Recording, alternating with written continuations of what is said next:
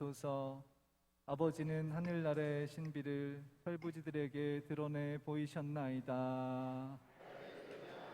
주님께서 여러분과 함께 또한 사제의 영과 함께 마테오가 전한 거룩한 복음입니다. 주님 영광 받으소서.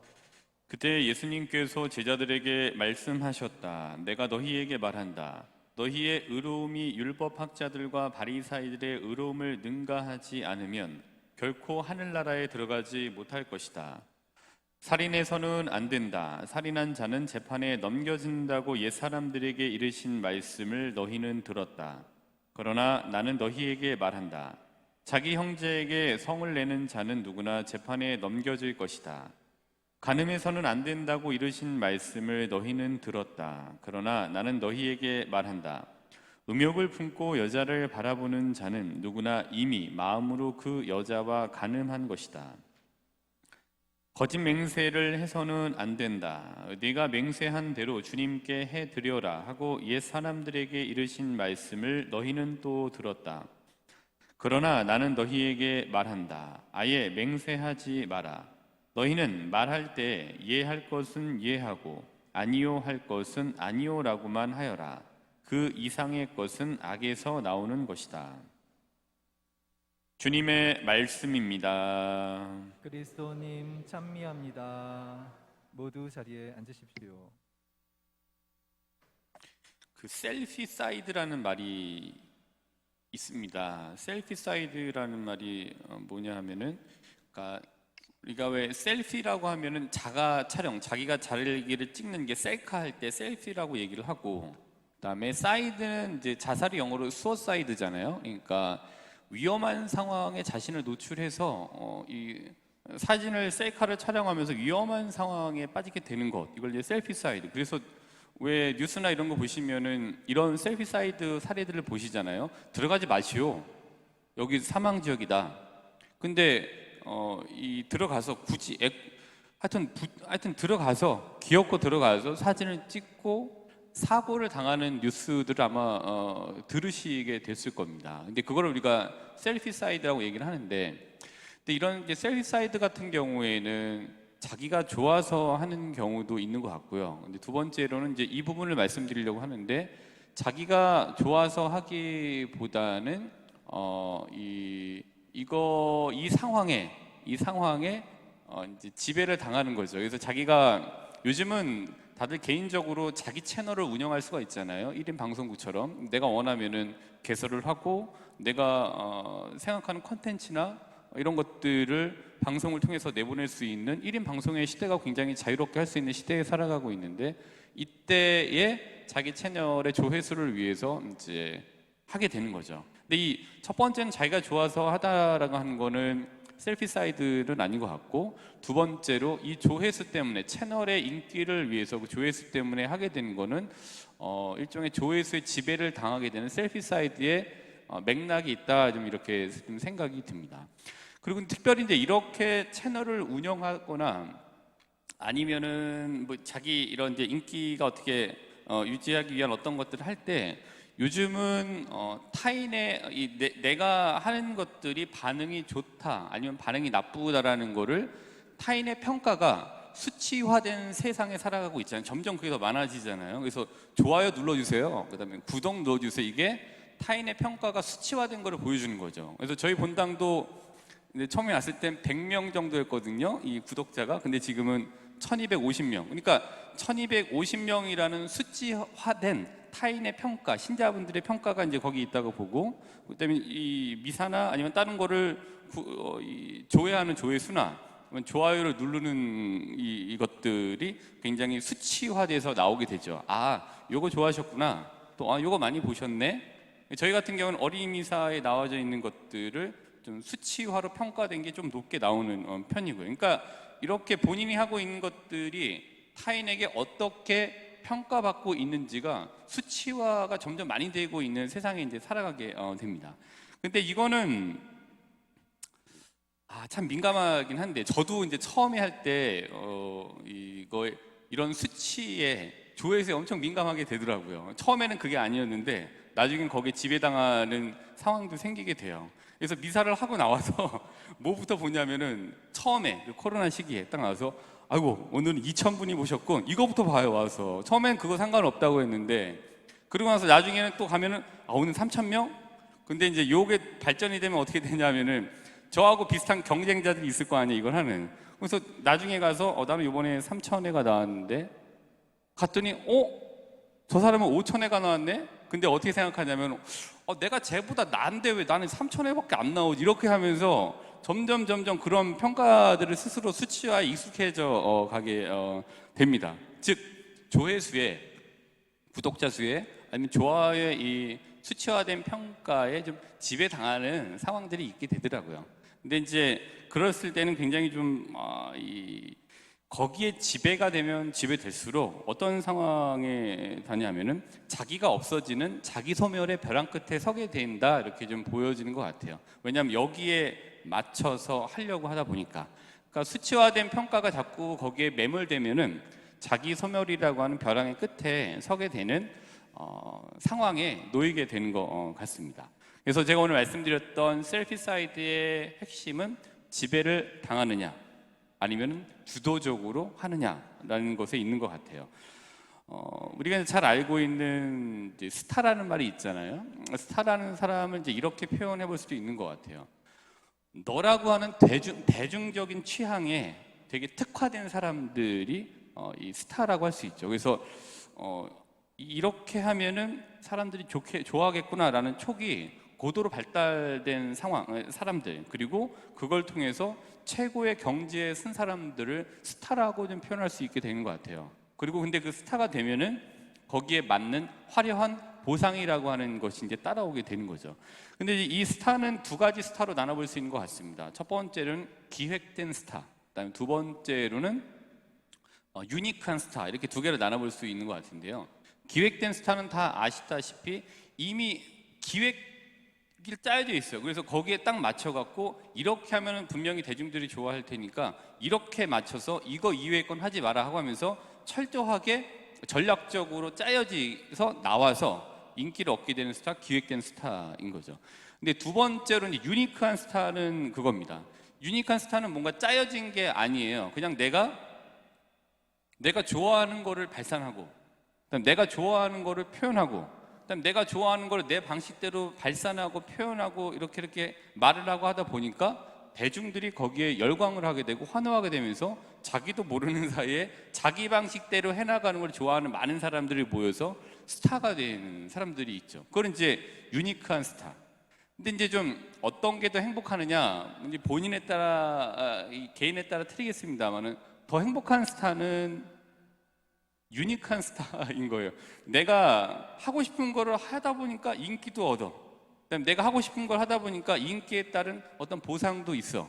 근데 인기가 없어져? 그럼 나는 안 할래. 난 그냥 내가 원래 하던 대로 돌아갈래 라고 하면서 돌아갈 곳이 있는 스타, 유니크한 스타, 이게 더 행복한 것 같아요. 근데 이제 대중적인 취향에 딱 맞춰져서 거기에 좌지우지되는 이 스타들은 조금 나중에 불행할 수도 있겠다라는 생각이 듭니다. 그래서 왜 스타들이 많이 겪는 이 장애 중에 하나가 공황장애라고 얘기를 하잖아요. 거기 이제 내가 왜 이렇게 됐을까라는 등등의 것들이 합쳐져서 이제 공황장애를 이제 얻게 된다라는 얘기를 보게 됩니다. 왜냐하면 여기에는 이제 이런 것 같아요. 지배를 당하느냐, 앞서 말씀드린 바와 같이 지배를 당하지 않느냐, 수치화된 평가와 환호에 지배당하면 당할수록 이제 나를 잃어버리게 될 가능성들이 높아지게 되는 거죠. 그래서 우리는 좀 지배당하지 않는 유니크한 나만의 방식으로 이렇게 살아가는 게 무엇보다도 필요합니다. 신자분들도 마찬가지인 것 같아요. 내가 유니크한 신자로 이렇게 살아가는 내 방식을 가지고 하느님의 길을 내 방식과 함께 쫓아가는, 따라가는 그 유니크한 신자가 굉장히 이제 행복한 신자라고 좀 보여집니다. 그래서 오늘은 수동적으로 지배를 당하느냐 아니면은 주도적으로 참여를 하느냐. 오늘 복음의 핵심은 여기 있는 것 같습니다. 지배 당하느냐 아니면 주도적으로 참여하느냐라는 게 오늘 복음의 핵심인 것 같습니다. 그래서 오늘 복음은 마태오복음 5장 17절부터 37절까지인데 저는 좀 짧은 복음을 읽었습니다. 근데 제가 오늘 중심으로 본 문장은 5장 19절이에요. 이제 뭐 돌아가셔서 마태복음을 찾아보시면 되고 지금 성경 갖고 오셨으면 같이 찾아보시면 되겠는데요. 마태복음 5장 19절에는 어떤 얘기가 있는 거냐면은 스스로 지키고 또 그렇게 가르치는 이라는 게 나옵니다. 이게 제가 오늘 보고자 하는 가장 중심에 두고 생각하게 만든 복음 말씀인데요. 스스로 지킨다는 것은 주도하는 거라고 생각해 볼 수 있고요. 그 다음에 그렇게 가르치는다는 것은 우리가 예수님의 모습을 보시면은 예수님의 모습에서 많은 비중을 차지하고 있는 교육적인 방법은 일단 모범을 보이시고 본보기를 보여주시는 게 그분께서 하셨던 많은 교육적인 방법이라고 볼 수 있습니다. 즉 보여주어서 자연스레 따라오게 만드는 방식을 많이 택하신 걸로 이렇게 좀 보여지거든요. 즉 스스로 지킨다는 그 모습 자체는 누군가에게 보이게 되고 그 보이게 되는 것 자체가 그를 가르치는 행위와 다름 아니다라고 생각할 수 있는 것 같습니다. 지키라고 강요받고 지키는 행위는 지배받는 행위가 될 것이고요. 스스로 정당한 명분을 찾아서 기꺼이 지키려고 하는 행위는 주도적 행위가 되는 것 같습니다. 그래서 이제 이거를 가지고 스스로 지키고 그렇게 가르치는 이 지배하는 행위이냐 주도하는 행위, 주도적 행위냐라는 걸 가지고 그 밑부분 21절부터 37절을 보시면은 좀 이해하기가 좀 용이하실 것 같아요. 화해하고 절제하고 아내를 버려서는 안 되고 원수를 사랑하고 폭력을 포기하고 정직하여라라고 하는 게 21절부터 37절까지의 말씀이거든요. 이거를 주도적이냐 지배당하느냐라는 걸 놓고 같이 한번 살펴보도록 하겠습니다. 우선 화해를 놓고 봤을 때 화해는 21절부터 26절까지잖아요. 강요받는 화해는 화해가 아닐 거예요. 그 화해한다는 주변의 상황에 지배당해서 화해라는 형식만 취한다고 그게 화해는 아닐 겁니다. 그러니까 주도적으로 내가 풀어야 되겠다라는 나름대로의 정당한 명분을 갖고 그 명분에 동의를 하고 이루어지는 화해가 이제 진정한 화해가 되겠죠. 그러니까 화해라는 분위기에 지배를 당해서 하는 화해 행위는 화해가 아닐 거고요. 내가 정말 이걸 풀어야 되겠다라고 생각해서 정당하구나, 이게 이렇게 해야 되겠구나라는 정당한 명분을 가지고 주도적으로 했을 때 그게 화해가 되는 걸 겁니다. 그다음에 두 번째로 이제 절제하여라, 극기하여라. 여기 나오는 것은 절제라는 것도 절제해야 하는 부분을 절제하지 못한다는 그러니까 절제해야 된다는 상황의 지배를 받아서 당하는 거는 이제 철저히 그 상황의 지배를 당하는 거잖아요. 그래서 이 경우에 한 사람이 아닌 여러 사람에 대한 마음을 가지고 이루어지는 즉 배우자 이외의 사람과 이루어지는 행위는 그 상황에 완전히 지배당하는 거라고 볼 수 있습니다. 그러니까 이 극기하여라라고 나는 부분에 나와져 있던 이 부분도 그 상황에 지배를 당하기 때문에 그 상황이 빠져들게 되는 거죠. 그래서 이것도 내가 지배를 당하느냐 주도적으로 노를 하느냐, 이게 이 근본적인 아이디어는 거기에 있는 거라고 보여집니다. 지배를 당하느냐 주도하느냐가 오늘 복음 말씀의 핵심인 것 같습니다. 그 핵심적인 구절로 5장 19절 스스로 지키고 또 그렇게 가르치느니, 이게 오늘 핵심 성경 구절이라고 볼 수 있습니다. 성경을 갖고 오셨으면 마태복음 6장 5절과 8절을 뒷장인데요. 6장 5절과 8절은 어떤 내용이냐 하면은 올바른 기도에 대한 부분입니다. 기도할 때 위선자들처럼 해서는 안 된다. 그들은 드러내 보이려고 회당이나 한길 모퉁이에서 기도하길 좋아한다. 근데 너는 기도할 때 골방에 들어가 문을 닫은 다음 숨어 계신 네 아버지께 기도하여라. 근데 6절 기도할 때 골방에 들어가서 문을 닫은 다음에 내 아버지께 기도하여라. 그러니까 기도를 해야 된다는 그 의무감의 지배를 당한다고 내가 생각을 했을 때 골방에 얼마나 들어가기 싫으시겠어요. 근데 골방에 들어갈 수 있는 거는 내가 주도적으로 기도를 하겠다라는 생각이 들면은 골방이 아니라 토굴에라도 들어가서 하실 수 있게 되는 거죠. 지배를 당하면 절대 넓은 방도 못 들어갑니다. 근데 주도를 하면 좁은 방도 들어가실 수 있게 돼요. 그래서 우리가 가끔 잃은 양 찾기, 그다음에 지금 쉬는 신자 찾기. 근데 쉬는 신자, 오지 않는 분들을 찾는 거의 핵심은 주도성을 회복시켜 드리느냐 아니느냐가 관건이라고 봐요. 가서 문 두드리고 편지 쓰고 포스트잇을 붙여갖고 와서 내가 이런 순교자 정신을 했구나라는 것도 중요하지만 그거보다는 어떻게 주도성을 회복시켜 주느냐라는 게 다시는 들어왔다가 안 나가게 만드는 방법의 핵심이라고 봅니다.